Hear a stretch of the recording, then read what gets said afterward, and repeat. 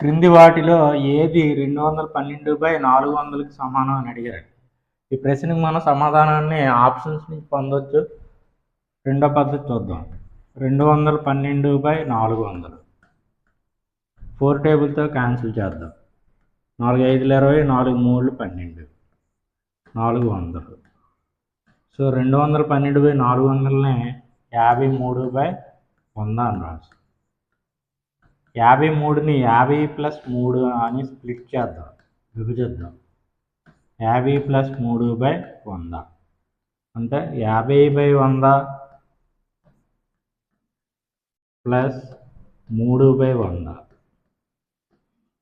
0 0 get cancelled. 5/10 + 3/100. So fourth option right answer.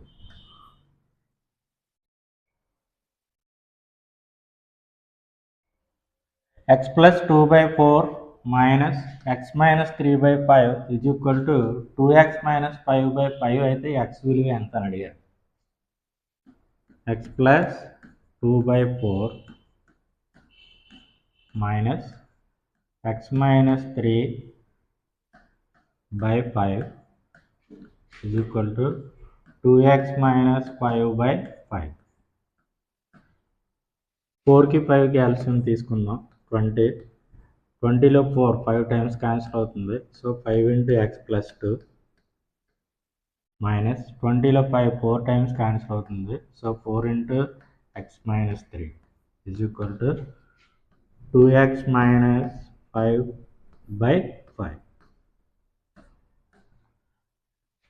5 × x 5x + 5 × 2 10 - 4 × x - 4x - 4 × -3 + 12/20 = 2x - 5/5. 5x - 4x అంటే x +10 + 12 అంటే +22/20 = 2x - 5/5. ఇక్కడ 20 భాగిస్తుంది, అటుకు వెళ్తే గుణిస్తుంది. So x + 22 = 2x - 5/5 × 20. 5లో 20 4 టైమ్స్ క్యాన్సిల్ అవుతుంది. సో x + 22 =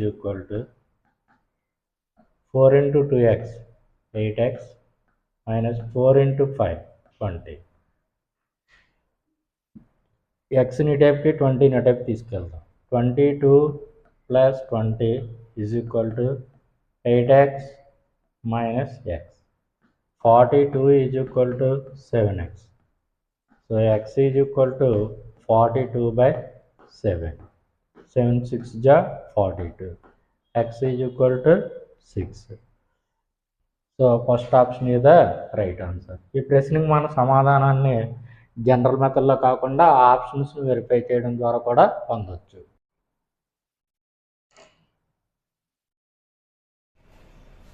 ఒక స్వీట్ని తయారు చేయడానికి 1.5 కిలోగ్రాముల చక్కెరను 2.5 కిలోగ్రాముల గోధుమ పిండిని కలిపారు. ఆ స్వీట్లో ఉన్న చక్కెర యొక్క శాతం ఎంత? స్వీట్లో కలిపిన చక్కెర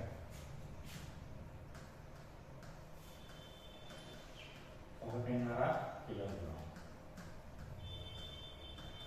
2 × 2 + 1 3/2 కిలోగ్రాము.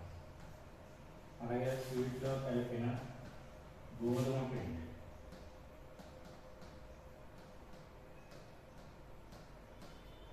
కలిపినటువంటి గోధుమ పిండి 2.5 కిలోగ్రాము.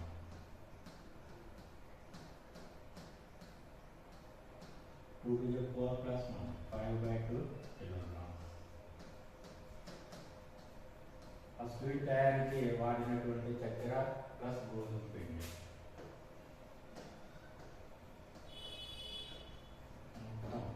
చక్కెర ప్లస్ గోధుమ పిండి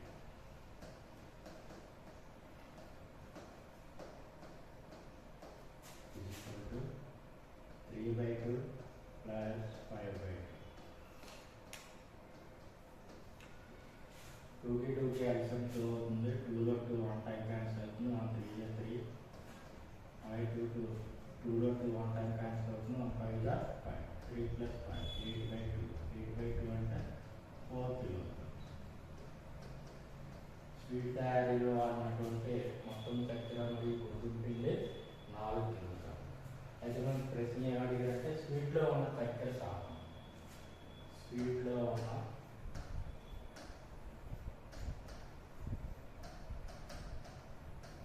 చక్కెర శాతం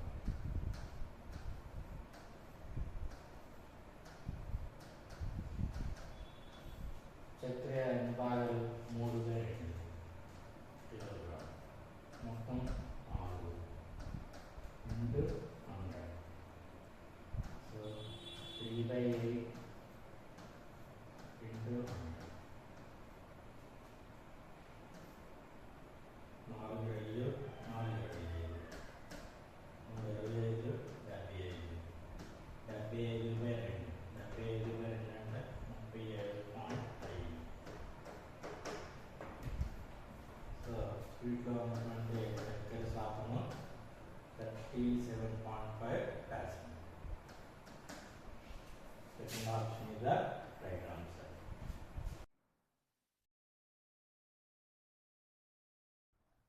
2,7 x, -5 మరియు 1,4 శీర్షాలుగా ఉన్న త్రిభుజం యొక్క గురుత్వ కేంద్రం 3, 2 అయితే x విలువ ఎంత అని అడిగారు. త్రిభుజం యొక్క శీర్షాలు 2, 7 x, -5 1, 4. త్రిభుజం యొక్క శీర్షాలు ఏ బీసీ అనుకున్నట్లయితే ఏ 2,7 బి x, -5 సి 1, 4. త్రిభుజం యొక్క గురుత్వ కేంద్రం, త్రిభుజ మధ్యగత రేఖల మిలిత బిందువుని మనము గురుత్వ కేంద్రము లేదా కేంద్రాభాసము అంటాం. దాని నిరూపకాలు 3, 2 అని ఇచ్చారు. అయితే x విలువ ఎంత? గురుత్వ కేంద్రం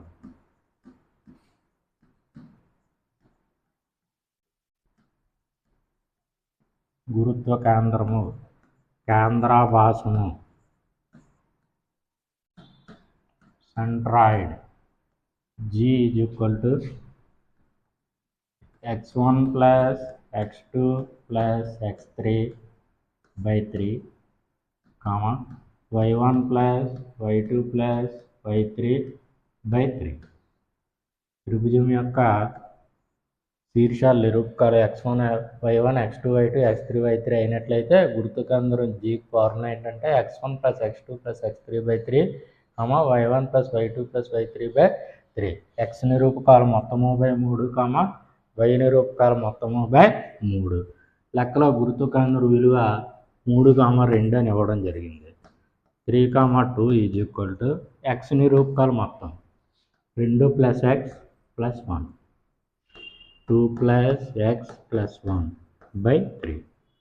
అలాగే y నిరూపకాలు మొత్తం 7 + 4 -5, 7 + 4 -5/3. 3, 2 = 2 + 1 3 + x /3, 7 + 4 11 11 - 5 6/3. మనకి x వాల్యూ కావాలి కాబట్టి x నిరూపకాలు ఈక్వల్ చేద్దాం. 3 + x/3 = 3. 3 + x = 3 3 9. x = 9 - 3. x = 6. So 2, 7 x, -5 మరియు 1, 4 శీర్షాలుగా ఉన్న త్రిభుజం గురుత్వ కేంద్రం 3, 2 అయినట్లయితే x యొక్క విలువ ఎంత వచ్చిందంటే మనకి 6 వచ్చింది. Third option is the right answer.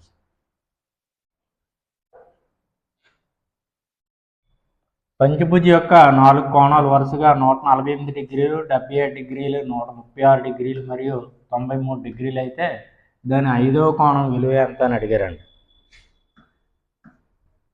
బహుభుజి యొక్క అంతర్కోణాలు మొత్తం. బహుభుజి యొక్క అంతర్కోణాలు మొత్తం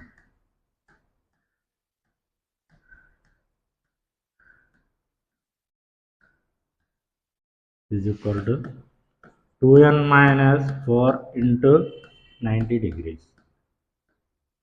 మనకి ఇక్కడ పంచభుజి ఇచ్చాడు. పంచభుజి యొక్క అంతర్కోణాలు మొత్తం.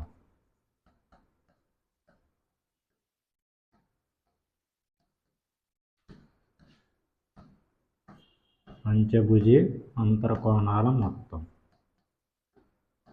is equal to 2 into 5. పంచభుజి అంటే 5 భుజాలు కలిగినటువంటి బహుభుజిని పంచభుజి అంటాం. కాబట్టి 2 into 5 minus 4 into 90 degrees. 2 5 10. 10లోంచి 4 తీస్తే 6. 6 into 90. 6 9 54. 540 డిగ్రీ. సో పంచభుజి యొక్క అంతర్కోణాలు మొత్తం 540 డిగ్రీలు. పంచభుజి యొక్క 4 కోణాలు 148 డిగ్రీలు, 77 డిగ్రీలు, 130 డిగ్రీలు, 93 డిగ్రీలు అయితే 5వ కోణము పంచభుజి యొక్క 5వ కోణం.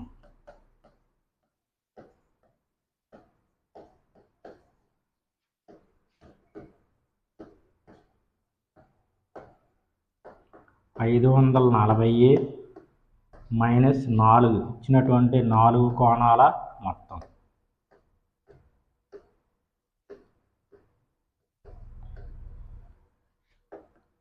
540 మైనస్ 4 కోణాలు మొత్తం 148 డిగ్రీలు ప్లస్ 77 డిగ్రీలు ప్లస్ 136 డిగ్రీలు ప్లస్ 93 డిగ్రీలు అన్నీ కలిపినట్లయితే 540 minus 454. 148 plus 77 plus 136 plus 93 add చేసినట్లయితే మనకి 454 వచ్చింది.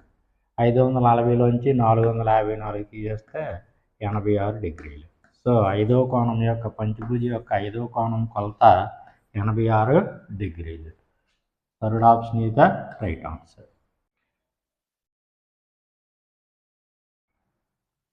1, 4, 13, 40, 121 అమరికలో తర్వాత వచ్చే సంఖ్య ఏది అని అడిగారండి. అమరిక అంటే ఏదైనా ఒక సూత్రాన్ని లేదా నియమాన్ని అనుసరించి రాయబడినటువంటి అంకెల వరుసని మనం అమరిక అంటాం.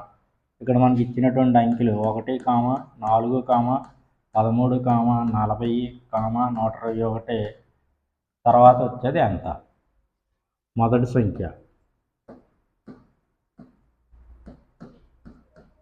అమరికలో మొదటి సంఖ్య 1. రెండో సంఖ్య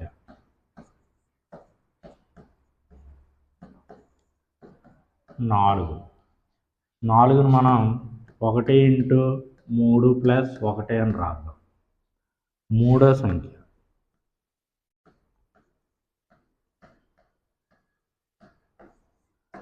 రెండో సంఖ్య ఏదైతే ఉందో దాన్ని 3చే గుణించి అంటే 13. రెండో సంఖ్య ఎంత మనకి 4. 4 into 3 plus 1. 4 3 12 plus 1 13. అలాగే నాలుగో సంఖ్య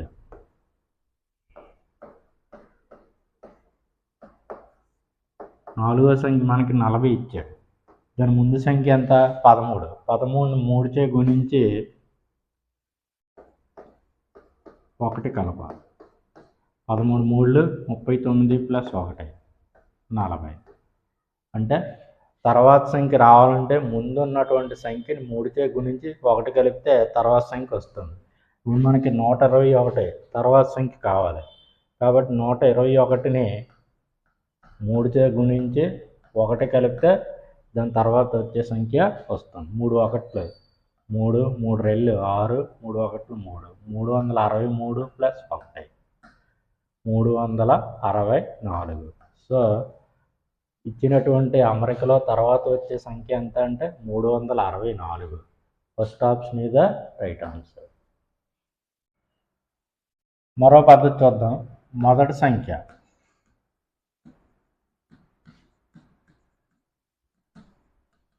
ఒకటి, రెండో సంఖ్య ఈజ్ ఈక్వల్ టు మొదటి సంఖ్య ప్లస్ 3/1. మొదటి సంఖ్య ఏమో 1, 3/1 అంటే 3, 1 + 3 4. రెండో సంఖ్య వచ్చింది. మూడో సంఖ్య